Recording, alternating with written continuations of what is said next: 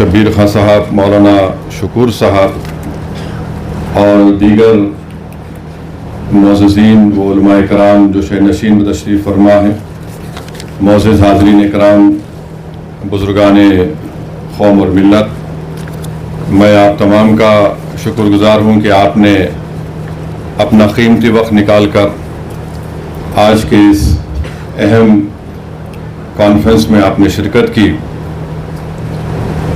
अज़ीज़ान मिल्लत, मैं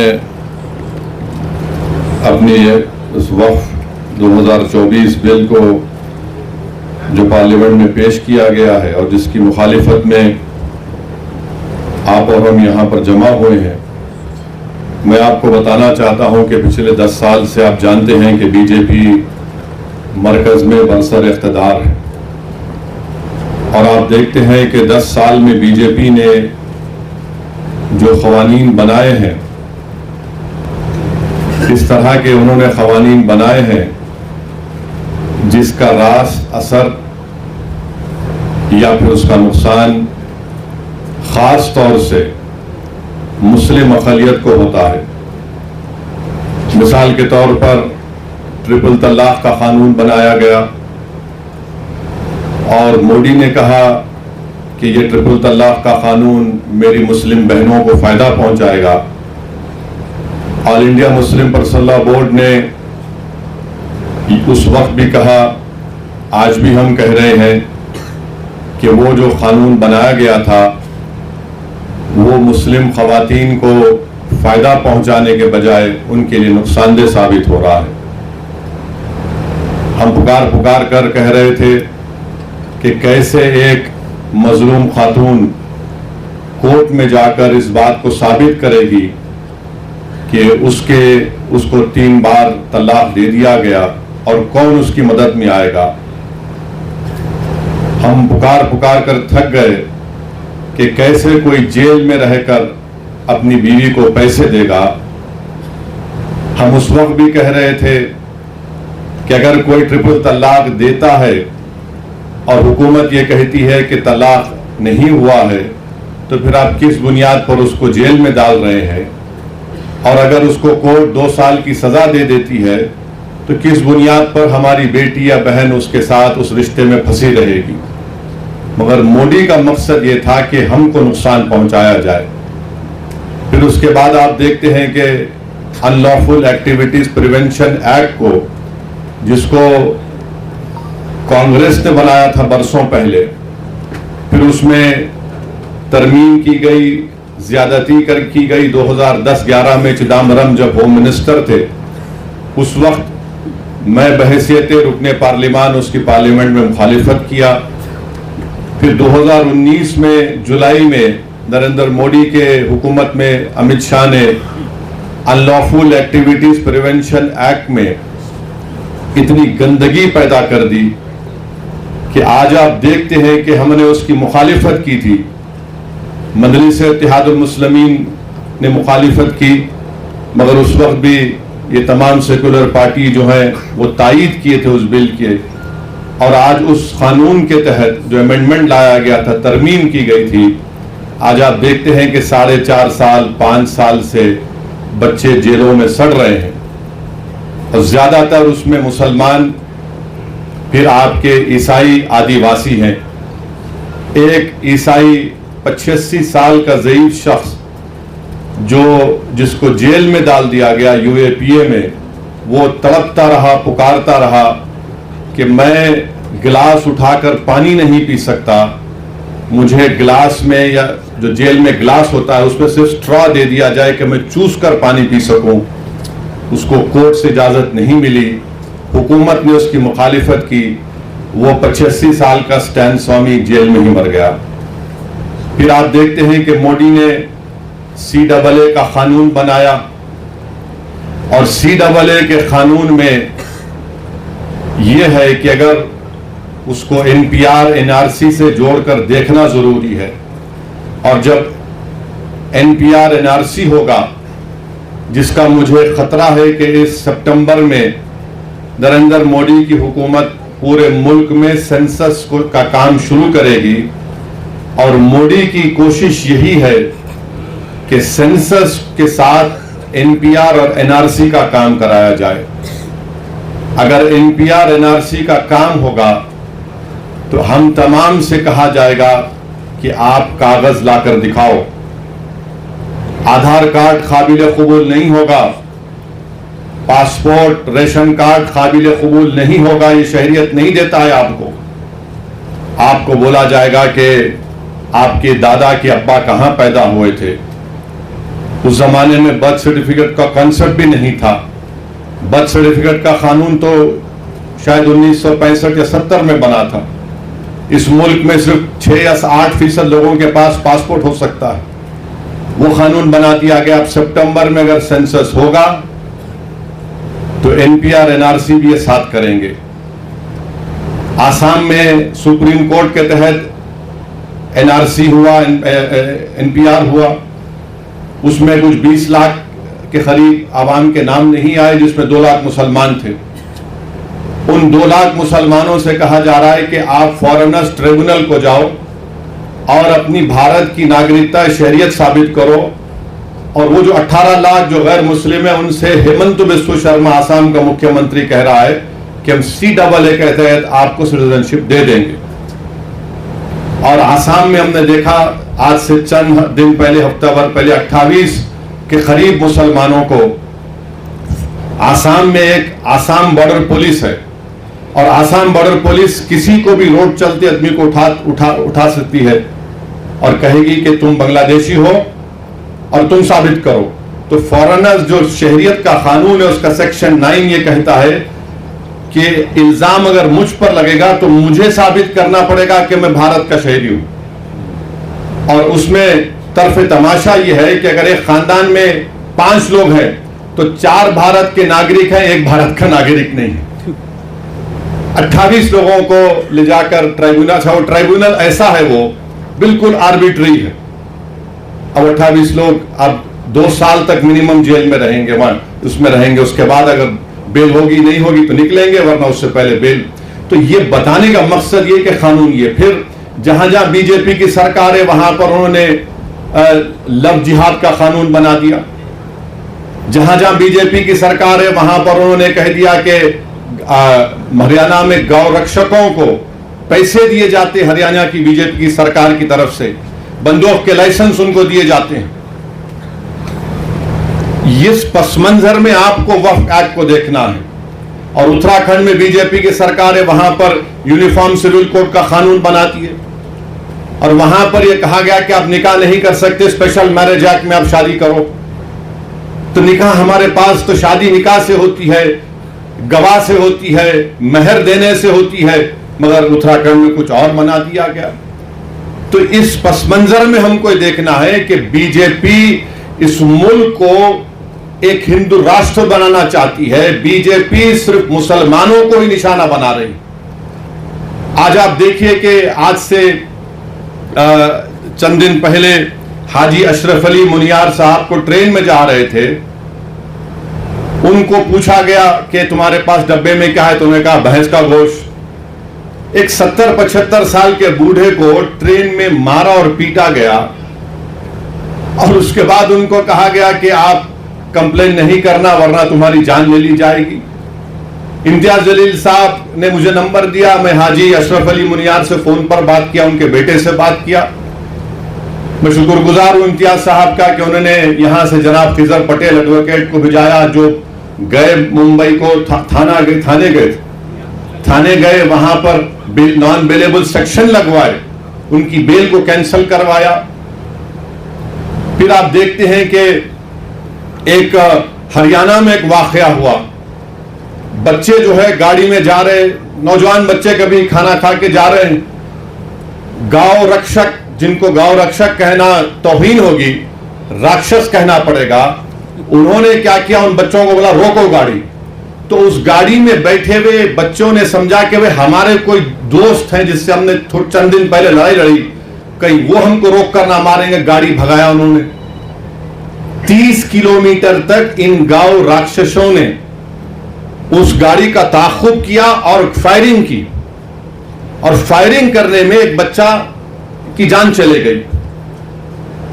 और वो बच्चे की जब जान चली गई तो पुलिस उसके घर को आकर, हरियाणा की पुलिस कहती है कि देखो ये जो लोग मारे ना, ये गौ रक्षक है, अच्छे लोग हैं, इनसे गलती हो गई। मैं उम्मीद करता हूं कि इंशाअल्लाह ताला जिन पुलिस वालों ने कहा कि उनकी औलाद भी ऐसी मरे, और कोई आकर उनसे कहे कि मारने वाला बहुत अच्छा था, तुम्हारी औलाद मर गई। अच्छा, फिर मारने के बाद ये जालिम लोग क्या कहते हैं, हमसे बहुत बड़ी गलती हुई कि हमने अपने ब्राह्मण समाज के बच्चों को गोली मार दी। अब आप बताइए, इंसान इंसान होता है, बाद में ब्राह्मण होगा, मुसलमान होगा, नहीं होगा, कुछ भी होगा। ये कहा उन्होंने इंटरव्यू में मीडिया को, हमसे बहुत बड़ी गलती हो गई। और वो गाय रक्षकों को लाइसेंस कौन दे रही है? बीजेपी की हुकूमत। फिर अमरोहा में एक स्कूल का वीडियो है, 8 साल का बच्चा है, अपनी मां के साथ स्कूल गया और उसकी मां के साथ जो लोग हैं वीडियो रिकॉर्ड कर रहे हैं। प्रिंसिपल कहता कि तुम्हारे बच्चे को स्कूल से निकाल दिया। अम्मा बोलती क्यों निकाले? बोले ये अपने टिफिन में गोश्त लाता है और धर्म परिवर्तन कर रहा है। कोई 8 साल का बच्चा धर्म परिवर्तन कर सकता है? और प्रिंसिपल ये कहता है कि यह बच्चा बड़े होकर मंदिरों को तोड़ेगा, बम बनाएगा। अच्छा, अब तक उस प्रिंसिपल के खिलाफ कोई एफआईआर दर्ज नहीं हुआ, कोई एफआईआर दर्ज नहीं हुआ उसके खिलाफ। अब मुझे कल मालूम हुआ हमारे अमरोहा के मंजलिस के यूनिट से, शमीम साहब से, कि इंक्वायरी ये कहा गया कि नहीं, ये तो झगड़ा था फीस का। अबे फीस का झगड़ा है तो तुझे क्या, तेरी क्या जरूरत कि तू मेरे बेटे को कहे कि तू बड़ा होकर जिहादी बनेगा? तेरी क्या जरूरत तू ये कहे कि गोश्त लाकर धर्म परिवर्तन 8 साल का बच्चा करेगा? 8 साल का बच्चा कोई कर सकता है धर्म परिवर्तन? बताइए आप। ये नफरत पैदा कर दी गई है मुसलमानों की तरफ से, उसका जिम्मेदार नरेंद्र मोदी है।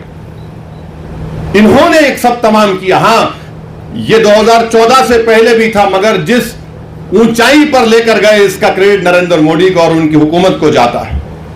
मेरे अजीज दोस्तों और बुजुर्गों, इस पस मंजर में आपको देखना है कि 2024 का बिल लाया गया है।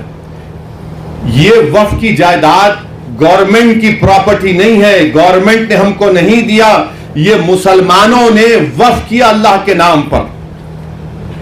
अब नरेंद्र मोदी को तकलीफ क्या है? अब तो माइनॉरिटी का जो वजारत अखिलती बहबूद में मौलाना आजाद फेलोशिप थी, जिसमें 800-900 करोड़ मिलते थे, अखिलियतों के बच्चे जिसमें मुसलमान, ईसाई, सिख भी शामिल है, वो पीएचडी करते थे, नरेंद्र मोदी ने उसको भी खत्म कर दिया। अब ये कह रहे हैं कि जो जायदाद हमारे बुजुर्गों ने, हमारे आबो अजदाद ने अल्लाह के नाम पे वक्फ की, हम आपसे छीन लेंगे, हम आपसे छीन लेंगे। गवर्नमेंट ने नहीं दिया हमको, ना कांग्रेस की सरकार ने, ना जनता की सरकार ने, ना यूनाइटेड फ्रंट की सरकार ने, ना एनडीए की सरकार ने, ना यूपीए की सरकार ने, नेहरू से लेकर मोदी तक किसी वजीर आजम ने हमको वक्फ की जायदाद नहीं दी। हमारी प्रॉपर्टी है, मुसलमानों की प्रॉपर्टी है, अल्लाह के नाम पर जो वक्फ कर दी गई, इसका मालिक अल्लाह है। कि यहां पर आप देखते हैं कि महाराष्ट्र में यहां पर शिंदे की हुकूमत है, जिसमें अजीत पवार भी है, बीजेपी भी है। जो शिंदे के एमपी पार्लियामेंट में खड़े होकर बोले ये कानून बनना चाहिए। अरे तुम जरा तारीख को पढ़ लेते महाराष्ट्र की।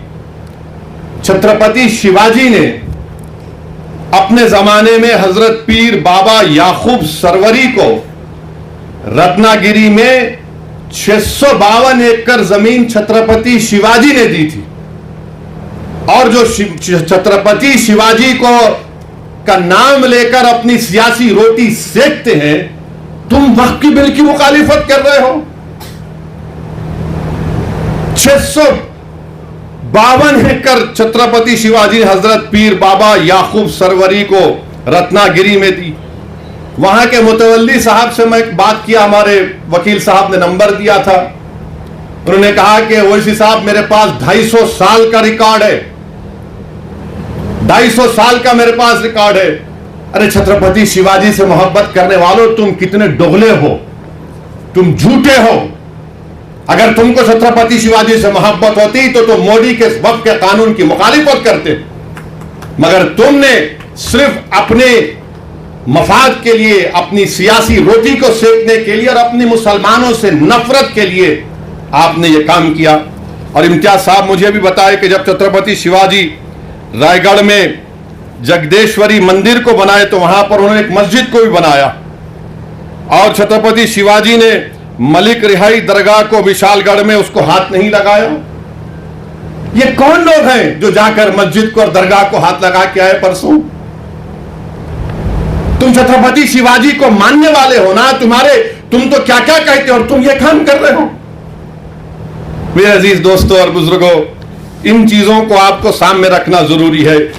और ये आप जानते हैं मुझसे बेहतर कि महाराष्ट्र में इम्तियाज साहब ने रिकॉर्ड दिया कि 53,411 हेक्टेयर जमीन वक्फ की है महाराष्ट्र में। 53,411 हेक्टेयर, जिसमें से औरंगाबाद में 4,099 हेक्टेयर है। तो ये पूरी जमीन नरेंद्र मोदी छीनना चाहते हैं, याद रखिए मेरी इस बात को। और कैसे छीनना चाहते हैं? उन्होंने कानून बनाया। अब ये जो बिल पेश किया गया है, वो बिल में क्या लिखा गया कि सेंट्रल वक्फ काउंसिल में पहले क्या था कि सिवाय वजीर को छोड़कर, मिनिस्टर को छोड़कर अगर कोई गैर मुस्लिम है तो वो चेयरमैन होते थे।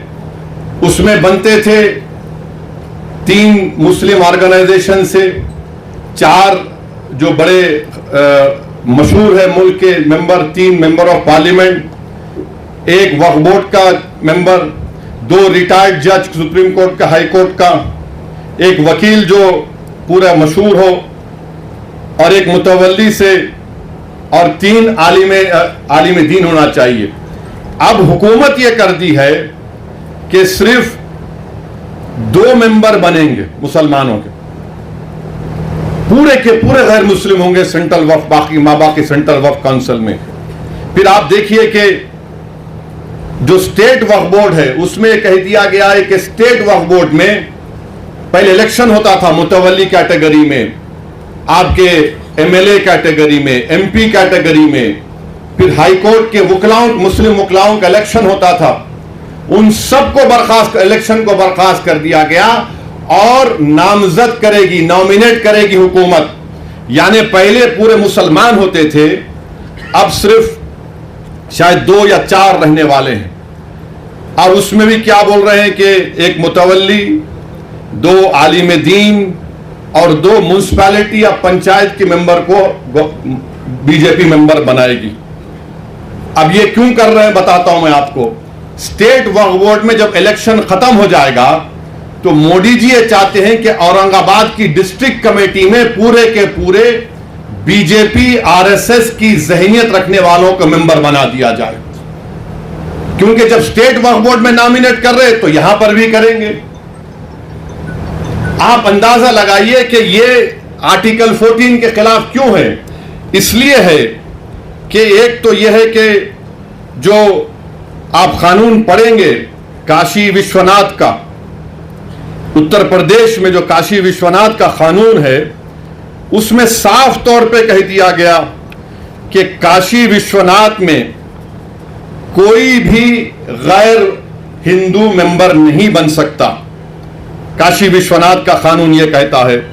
फिर आप जाकर तमिलनाडु का कानून देख लीजिए, वो भी यह कहता है कि कोई भी मुसलमान या गैर हिंदू उसका मेंबर नहीं बन सकता। तमिलनाडु का 59 का कानून है। फिर आप आंध्र प्रदेश का सेक्शन 3(2), उसमें कहा गया है commissioner, additional commissioner, joint commissioner, बल्कि कोई काम करने वाला भी गैर हिंदू नहीं हो सकता। कर्नाटका का 97 का कानून यह कहता है कि कोई गैर हिंदू मेंबर नहीं बन सकता। ओडिशा का कानून सेक्शन 5 कहता है कि हिंदू ही बनेगा। अच्छा, इन तमाम उत्तर प्रदेश, ओडिशा, कर्नाटका, तमिलनाडु, तेलंगाना, आंध्रा, ओडिशा ये कहता है कि अगर वो हिंदू मजहब को छोड़ता है तो मेंबर नहीं रह सकता हो। अब यहां पर हमारे वक्फ बोर्ड में आप आकर कह रहे हैं कि गैर मुस्लिम भी सेंट्रल वक्फ बोर्ड में बन सकता है। फिर एक झारखंड में एक बहुत बड़ी मंदिर है, वो पूरे मुल्क में 12 ज्योतिर्लिंग में उसका शुमार होता है। ये बीजेपी के लोग बड़ी बड़ी बातें करते हैं, इनको हम अपनी दलील से इनको हम झूठा साबित करते हैं।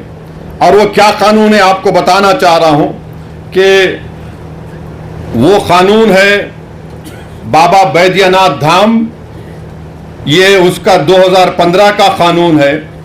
सेक्शन 3 के तहत चीफ मिनिस्टर सब बनते हैं और उसी कानून में यह कहा गया, एक कंटिजेंसी रखी गई कि if the chairman or any of the other members mention in section 3(2) or in section 21 be not a Hindu, the state government may nominate any eminent person professing Hindu religion. अरे आप झारखंड के बाबा बैद्यनाथ धाम का कानून यह बनाते और कंटिजेंसी रखते हैं कि अगर कोई उस मंदिर के इलाके का कोई एमपी मुसलमान बन गया तो आप अपने आप को ताकत दे रहे हैं कि वो नहीं, हम किसी हिंदू को बना सकते हैं, यह सेक्शन में कहा गया। अच्छा, फिर आपके महाराष्ट्र में पंढरपुर की मंदिर है ना, पंढरपुर की मंदिर में सेक्शन 22 सच कहता है कि डिस्क्वालीफाई वो शख्स होगा जो हिंदू नहीं होगा। पंढरपुर की टेम्पल एक्ट कहता है 73 का सेक्शन 22H, निसार साहब जानते हैं। आप नहीं बना सकते किसी गैर हिंदू को। हमारे ऊपर क्यों कर रहे हैं आप ये? इसलिए कर रहे हैं ताकि पूरी जायदादों को छीन लिया जाए। जो 72,000 हेक्टेयर जमीन महाराष्ट्र में है, जब इनके चमचे आके बैठेंगे तो वो तो बादशाह सलामत जिंदाबाद के नारे ही लगाएंगे ना। और बीजेपी वाले बोलते मोदी है तो मुमकिन है, यकीनन मुमकिन है पूरी जायदाद को हड़प कर लेना। और बार बार आरएसएस वाले बोलते अरे भाई ये बताओ कि ये कुरान में लफ्ज वक्फ कहां पे आया? अरे आरएसएस वालों, दीन हम सीखेंगे उलमाओं के पैरों के पास बैठकर, तुम्हारी गंदी जबानों से हमको दीन सीखने की जरूरत नहीं। अरे अगर आपको पढ़ना है, उलमा इकराम की मौजूदगी में कह रहा हूं कि आप देख लीजिए कि 73 मरतबा कुरान करीम में लफ्ज इन्फाक का इस्तेमाल हुआ।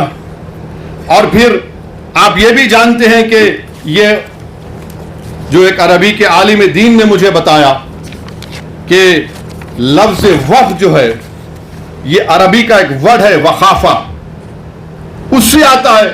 अभी बीजेपी वाले बोल रहे नहीं, कहां है बताओ? कुरान करीम में सुवर का भी जिक्र है।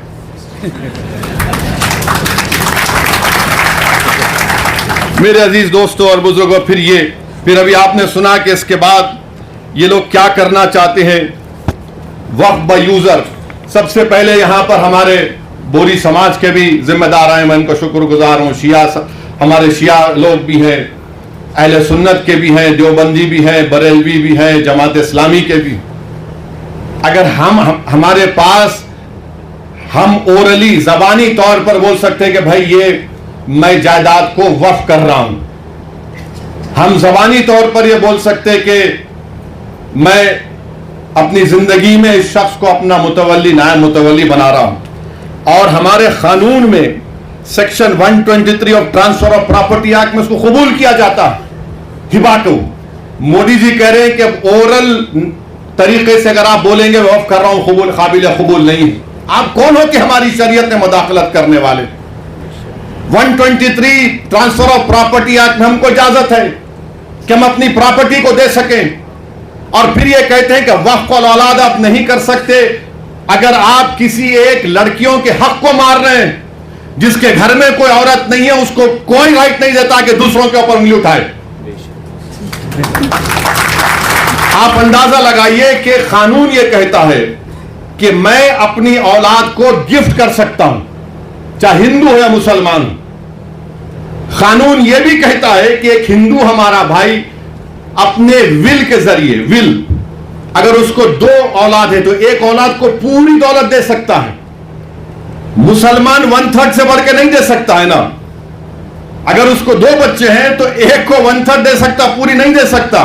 इन वहां के हमारे को सिकार इंसाफ कि मुस्लिम खवातीन के बच्चों का हक नहीं मारना, गिफ्ट दे सकते, विल पावर आपके पास है। अच्छा, फिर आप ये भी देख लिए, अगर कोई हमारे हिंदू भाई बहन में अगर मर्द और शौहर है, दोनों काम करने वाले हैं, अगर शौहर मर गया तो शौहर के मरने के बाद उसकी जायदाद बीवी को नहीं मिलती, उसके मां बाप को मिलती।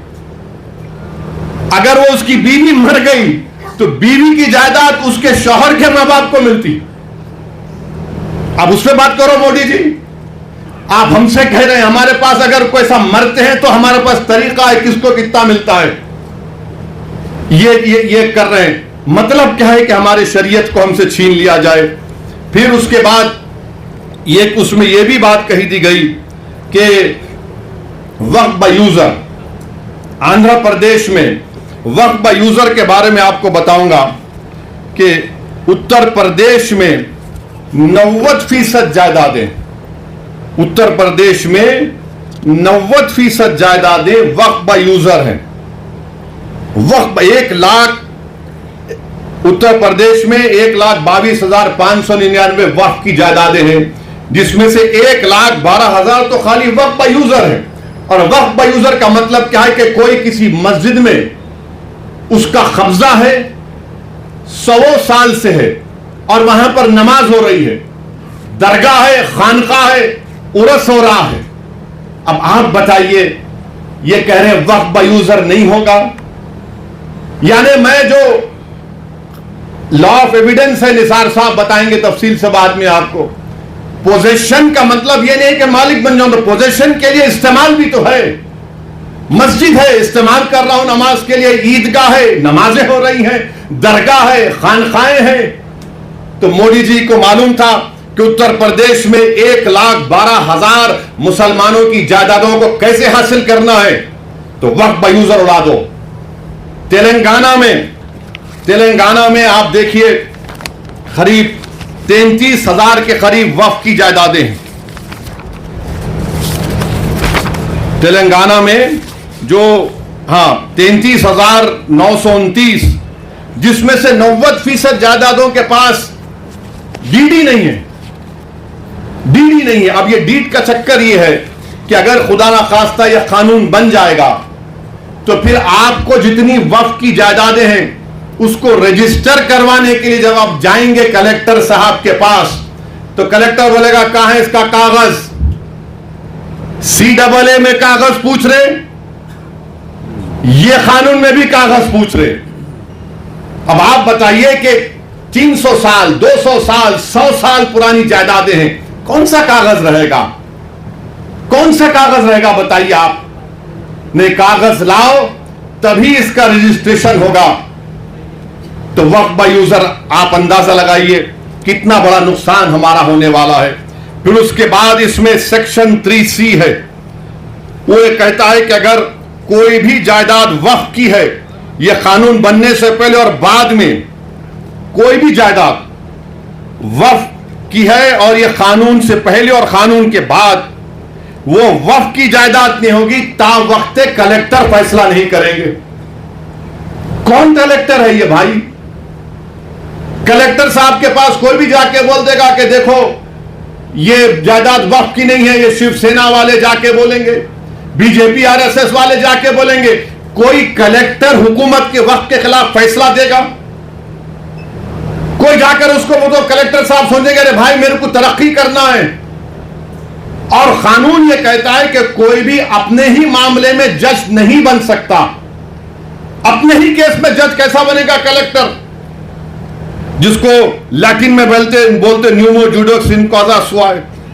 अच्छा, फिर कलेक्टर जब इंक्वायरी, अगर आप जाके कलेक्टर को ही पावर दे दिया आप कि कलेक्टर को जाकर कोई बोल देगा कि साहब ये इम्तियाज जलील का घर जो है ना वो वक्फ, या फिर कोई किसी का मस्जिद बोले ये वक्फ बोल नहीं है, तो कलेक्टर साहब क्या करेंगे? ठीक है, मैं इंक्वायरी ऑर्डर करता हूं।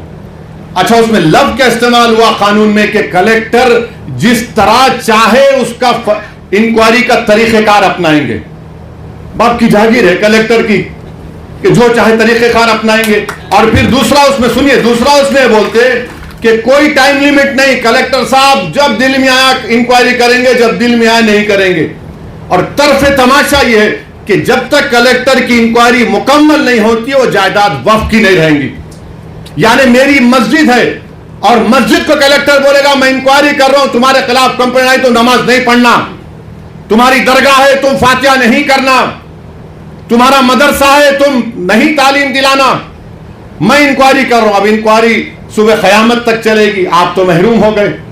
यह कानून में लिखा गया है, याद रखिए, सेक्शन 3C आपको कह रहा हूं। अब यह सेक्शन 3 का मतलब क्या है कि दिल्ली में 316 जायदादों पर गवर्नमेंट का कब्जा, राजस्थान में 60, कर्नाटका में 40, मध्य प्रदेश में 50, यूपी में 60, उड़ीसा में 55। और सच्चर कमेटी में कहा गया कि दिल्ली के जो 123 जायदादें जो हुकूमत नहीं दी मुसलमानों को, 2007 में सच्चर कमेटी में कहा गया कि उसकी कीमत 7,000 करोड़ थी। 7,000 करोड़ कीमत थी उसकी। आज हम 2024 में आ गए। कौन वक्फ को छीन रहा है? नरेंद्र मोदी दुनिया का सबसे बड़ा झूठा है और जालिम है। आप कब्जा करके बैठे, 84 से कब्जा करके बैठे, बल्कि उससे पहले से, और 7,000 करोड़ की जायदाद। यानी कलेक्टर साहब जैसा कानून बनेगा, कलेक्टर साहब बोल देंगे नो नथिंग डूइंग। ये 123 प्रॉपर्टीज जो 2007 में 7,000 करोड़ की थी, आज 2024 में शायद कम से कम 20,000 करोड़ की हो सकती है। मोदी जी बोलेंगे नहीं नहीं भाइयों बहनों, मैं तुम्हारा भाई हूं, 20,000 करोड़ दे दो तुम मेरे को। अरे आप अंदाजा लगाइए, सेक्शन 3C को निकाल कर ये कह रहे हैं। और फिर आप ये भी जानते हैं कि जब कलेक्टर बैठेगा, आर्कियोलॉजिकल सर्वे ऑफ इंडिया आसार कदीमा में दिल्ली में 172 प्रॉपर्टीज पर आसार कदीमा कब्जा करके बैठा है। जैसा यह कानून बनेगा उसमें कब्रस्तान भी है, उसमें मस्जिद भी है, ईदगाह भी है, जमीनात है। एएसआई बोलेगा हम मालिक तुम आउट। आपका यहां पर महाराष्ट्र में है, अहमदनगर में है, औरंगाबाद में आसार कदीमा के है, और आसार कदीमा के लोग बोलते, मोदी की तरफ से बोलते नहीं नहीं हम कैसा बचाएंगे। आसार कदीमा के कानून में शेड्यूल 6 है, लिविंग मॉन्यूमेंट, अरे जिंदा मॉन्यूमेंट है। बोलते नहीं नहीं आप लोग वहां पर वो मस्जिद में मदरसा खोलिए। अरे दीवाने, तुम्हारा आसार कदीमा का जो कानून का सेक्शन 16(1) ये कहता है कि रिलीजियस कैरेक्टर को नहीं बदला जा सकता। रिलीजियस कैरेक्टर को नहीं बदला जा सकता। वो कानून यह भी कहता है कि अगर गवर्नमेंट एक्वायर भी कर ले उस प्रॉपर्टी को, तब भी रिलीजियस कैरेक्टर नहीं बदला जा सकता। ये आसार कदीमा के लोग, ये हिंदुत्व के इशारे पर नाचने वाली कठपुतली है ये लोग। दौलताबाद किले की मस्जिद को क्या किए थे, बोलूं मुंह खोल के अभी मैं। आजादी मिलने के 1 साल के बाद क्या नाम रख दिया तुमने उस जगह का? 16 कह रहा है कि इसके रिलीजियस कैरेक्टर को नहीं बदल सकते। मकसद एक ही है। देखिए गवर्नमेंट का डेफिनेशन निसार साहब बढ़ा दिया गया, गवर्नमेंट का डेफिनेशन में बढ़ा दिया गया तो ऐसा ही गवर्नमेंट हो गई। और गवर्नमेंट हो गई तो आर्टिकल 12 में आप इंजस्टिस नहीं कर सकते, आप स्टेट हैं। आप आर्टिकल 25, 26 का वायलेशन नहीं कर सकते। मगर यह कानून ऐसे बनाया जा रहा है कि एक तरफ जमीन खींचो, मस्जिदों को छीन लो, दरगाहों को खाली कर दो, खानकाहों को बर्बाद कर दो, और आसार कदीमा में जितने मसाजिद हैं उसको छीन लिया जाए। और वो रिलीजियस कैरेक्टर मस्जिद है तो मस्जिद में मदरसा है। नहीं आप वहां वजू खाना बना लिए तो मैं कहां जाके वजू करके आऊंगा? मस्जिद है ना, नमाज हो रही है। तो इनका मकसद यही है कि एएसआई के कानून को, एएसआई के जरिए से ये तमाम जायदादें हमसे छीन ली जाए। एएसआई के कानून को सेक्शन 5, सेक्शन 6, सेक्शन 8 आप पढ़िए, आपको मालूम हो जाएगा। फिर वहीं पर आप देखिए, अगर आपको ये एक और उसमें बिल में लाए कि जैसा वक्फ कानून बन गया खुदा ना खास्ता, ये 6 महीने में सब रजिस्टर कराना। अच्छा, औरंगाबाद में जितनी प्रॉपर्टी आपकी, आप बोले ठीक है भाई अब कानून बन गया, हम जाके इसको पोर्टल पे चढ़ाएंगे। कोई आरएसएस का आदमी जाकर कलेक्टर को बोलेगा नहीं ये मौलाना का मदरसा वक्फ का नहीं है। कलेक्टर साहब बोल दिए रोक दो, नहीं करना इंक्वायरी। अब इंक्वायरी चले, अब तक गया वो। सेक्शन 4 में सेक्शन 3 भी उसका कहता है। फिर कलेक्टर की रिपोर्ट, कलेक्टर साहब लिख के बोल सकते मेरे को तुम्हारा चेहरा पसंद नहीं आया, तुम ये मस्जिद पे खड़े थे, मैं इंक्वायरी ऑर्डर कर रहा हूं। ये सेक्शन 36(7) कह रहा हूं, रजिस्ट्रेशन 36(f) में जो रजिस्ट्रेशन का कानून लगाया गया, अब स्टैंप एंड ड्यूटी पे लगाना पड़ेगा आपको, यानी आप वक्फ कर ही नहीं सकते। फिर सीओ है, चीफ एग्जीक्यूटिव ऑफिसर, हमेशा मुसलमान होता है, तो आप उसको कह रहे हैं कि, और सेक्शन 40 में सीओ को इख्तियार है, अगर आप वो देखें कि किसी कब्रिस्तान पर वहां पर जायदाद बना रहा है तो सीओ जाकर रोक सकता है, उसको बोलता है वक्फ है। कोई जाकर मस्जिद को तोड़ रहा है तो सेक्शन 40 में सीओ रोक सकता है। मोदी ने कहा कि नहीं नहीं, ये सेक्शन 40 भी मैं निकाल देता हूं, सीओ कुछ नहीं करेगा। ये इस कानून में बात कही गई। अब फिर वक्फ की जायदाद को बचा रहे हैं बीजेपी वाले, बोलते नंबर ही झूठे हैं। मौजूदा कानून ये कहता है सेक्शन 52 में, अगर कोई वक्फ की जायदाद को चोरी करता है, जायदाद को बेचता है, तो 2 साल कैद बामुशक्कत सजा है, 2 years रिगरस इंप्रिजनमेंट।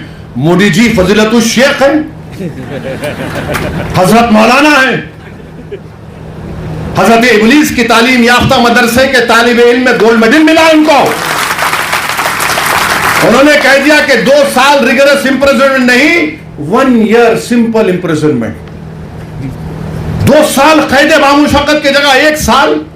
पहले नॉन अवेलेबल था, मोदी जी बोले जेलों को खाली कर दूंगा, वक्फ को लूटो। अब अवेलेबल कर दिए। पहले जुडिशियल मजिस्ट्रेट के पास, फर्स्ट एमएम के पास, अब बोले नहीं नहीं जरूरत ही नहीं है, मैं हूं तो मुमकिन है। ये काम कर दिए।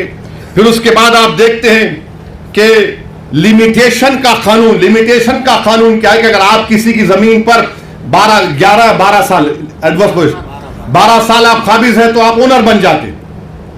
वक्फ के कानून में नहीं है, आप 11 साल रहो, 100 साल रहो, 200 साल रहो। इसीलिए रत्नागिरी में वो जो मुतवल्ली जिसको छत्रपति शिवाजी ने जायदाद दी थी, वो 250 साल से बगैर के कागजात है। अब अगर लिमिटेशन निकल जाएगा तो वो 250 एकड़ पर, बल्कि 652 एकड़ पर जो लोग काबिज है वो सब मालिक बन जाएंगे। मोदी जानते हैं कि पंजाब में कई ऐसी जायदादें हैं जो खाली पड़ी हुई है। तो मोदी जी बोले, एक मीटिंग में मोदी बोले मैं ड्रोन भिजा के मालूम कर लेता हूं, जाके देखो गूगल पे आप। तो शायद नरेंद्र मोदी ने गूगल भिजा, ड्रोन भिजा होगा पंजाब को और रत्नागिरी को, देखा कि अरे हां यहां पर फायदा है। मेरे भाई, लिमिटेशन का जो मामला है, हिंदू एंडोमेंट बोर्ड में लिमिटेशन का सेम कानून है। अगर कोई हिंदू मंदिर की जायदाद पर 50 साल से भी काबिज है तो काबिज है, वो मालिक नहीं बनता। मोदी कह रहे हैं तू काबिज है, मैं तुझे मालिक बनाऊंगा। यह इस कानून में लाया गया है। और फिर उसके बाद आप देखते हैं कि ऐसी ट्राइब्यूनल का मामला है। ट्राइब्यूनल जो है, वक्फ का एक ट्राइब्यूनल होता है। अगर कोई हिंदू भाई ये कहे, मिसाल के तौर पर समझा रहा हूं कि अगर औरंगाबाद में एक जायदाद को वक्फ कर दिया गया तो कैसे वक्फ होती है? गवर्नमेंट का एक सर्वे कमिश्नर होता है, गवर्नमेंट का, महाराष्ट्र सरकार का।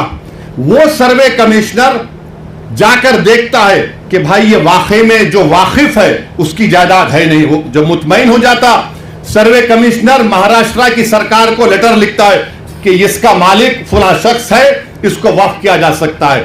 महाराष्ट्र की सरकार गजीट इशू करती है और उस गजीट का मुखालिफत मुसलमान 1 साल तक कर सकता है और गैर मुस्लिम कभी भी कर सकता है। अब उसके बाद वो ट्राइब्यूनल को गया।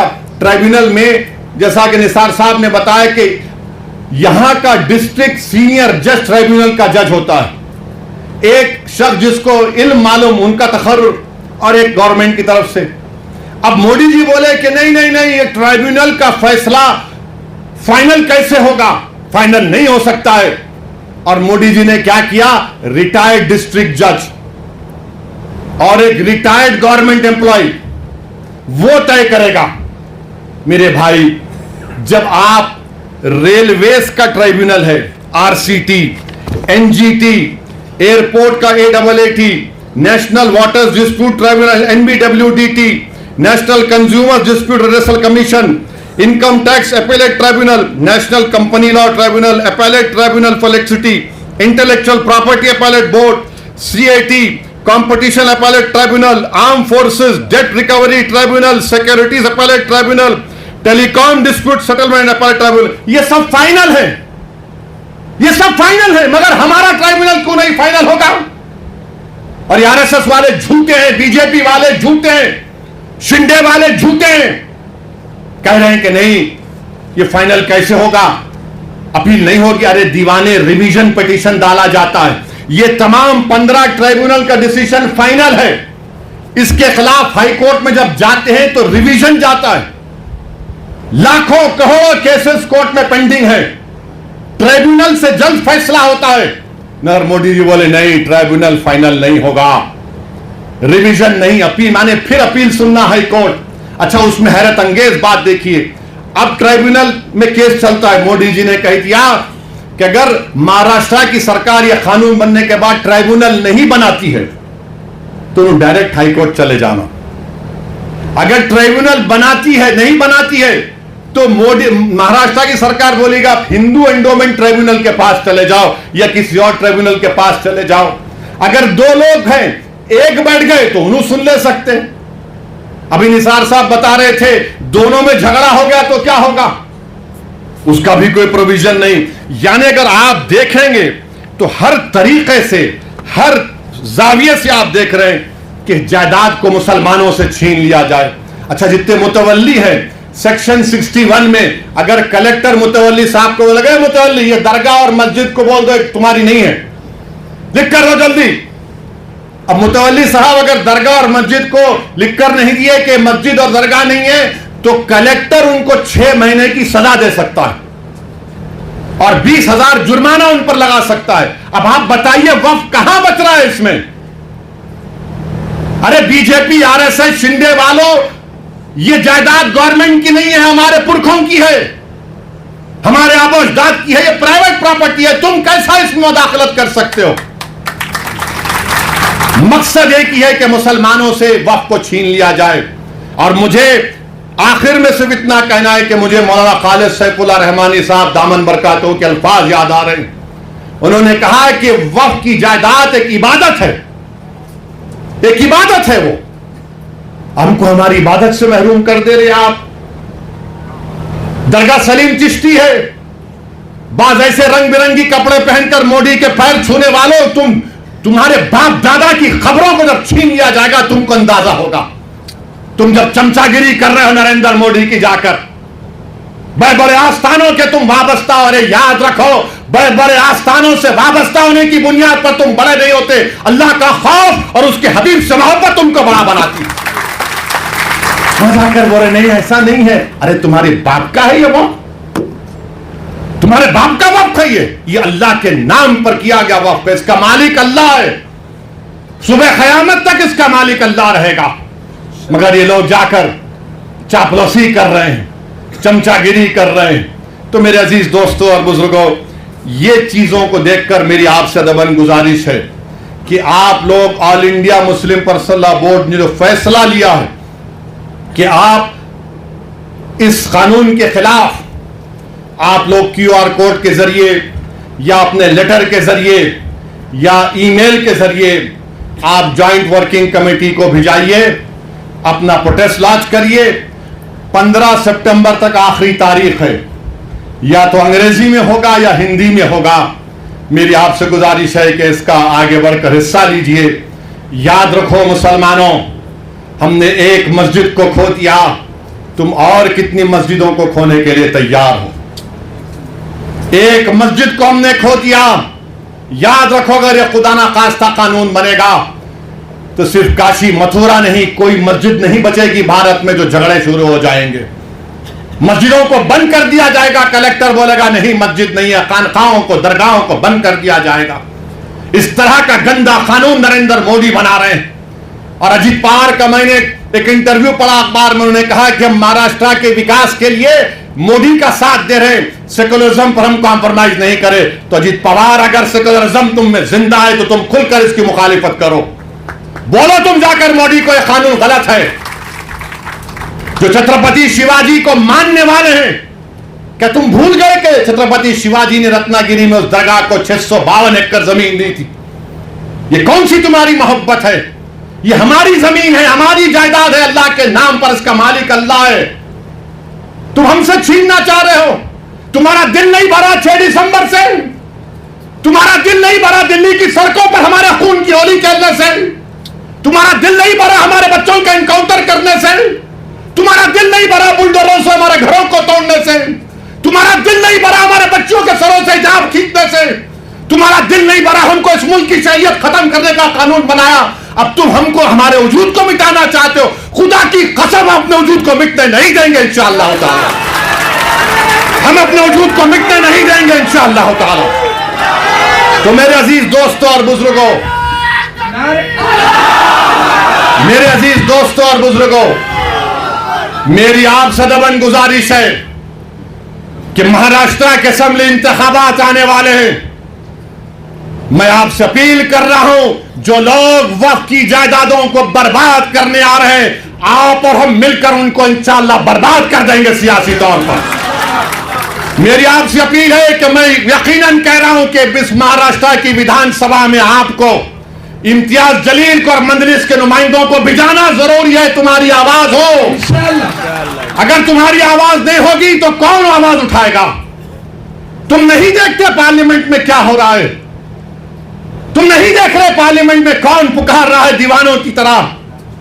क्या तुमको नजर नहीं आ रहा कि किसके कलेजे में, सीने में, किसकी आंख में आंसू है जो तोप तोप कर देख रहा है कि मेरे बर्बादी का कानून मेरे आंखों के सामने बनाया जा रहा है? कौन होगा तुम्हारी आवाज को? छोड़ो इन चीजों को। कभी अपनों को भी तो अपनाओ, कभी अपनों को तो समझो। जो तुम्हारे लिए दिनों रात मेहनत कर रहे हैं उनकी आवाज बनाकर भिजाओ। यकीनन हराना है इंशाअल्लाह ताला, इन लोगों को हराएंगे इंशाअल्लाह ताला। मगर हराने का मतलब यही नहीं है कि तुम अपनी आवाज का गला घोट दो। तुम अपनी आवाज का गला घोट कर कैसे दूसरों के सर पर ताज रख सकते हो, मुझे बताओ। यह तो नहीं हो सकता मेरे भाई। तो मेरी आपसे गुजारिश है कि इस बात पर भी आप गौर करिए। हम लड़ रहे हैं और लड़ते रहेंगे इंशाअल्लाह ताला।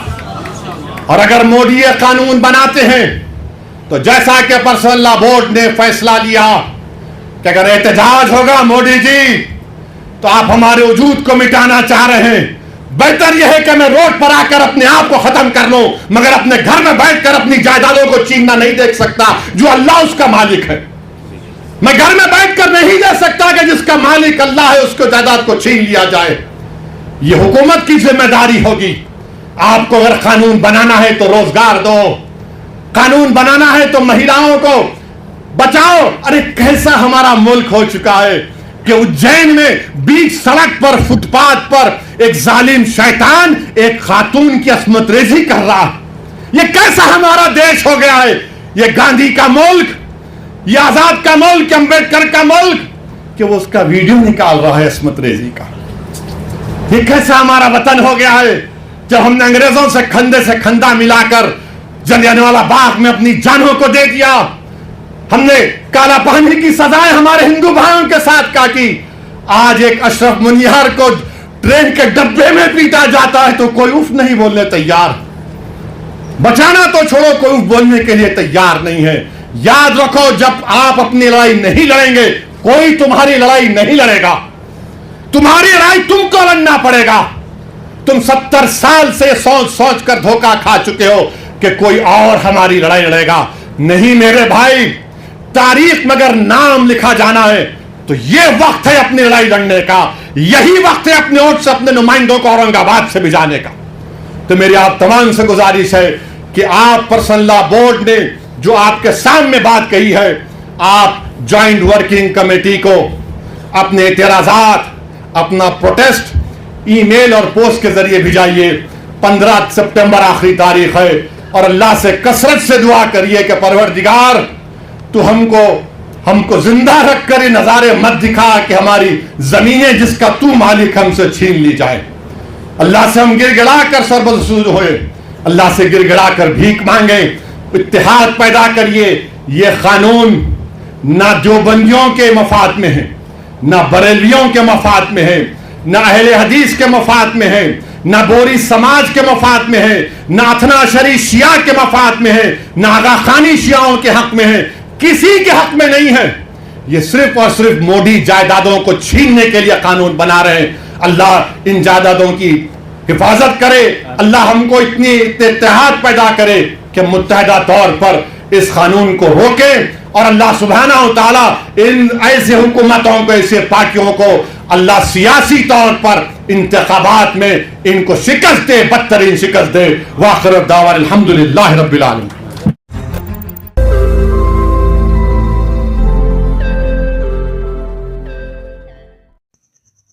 रोज नई खबरों को देखने के लिए हमारे औरंगाबाद समाचार चैनल को सब्सक्राइब कीजिए और नोटिफिकेशन पाने के लिए हमारे बेल आइकन को दबाइए ताकि हर खबर की नोटिफिकेशन आपको मिलती रहे।